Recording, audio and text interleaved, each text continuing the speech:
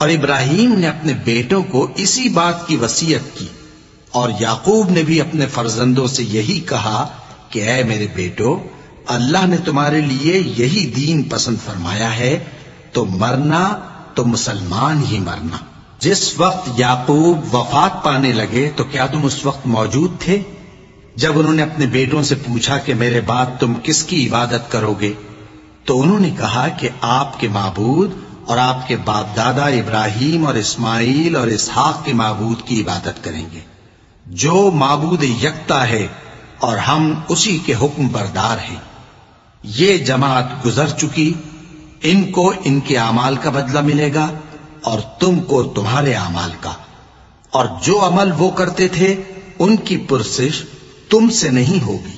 اور یہودی اور عیسائی کہتے ہیں کہ یہودی یا عیسائی ہو جاؤ تو سیدھے رستے لگ جاؤ گے۔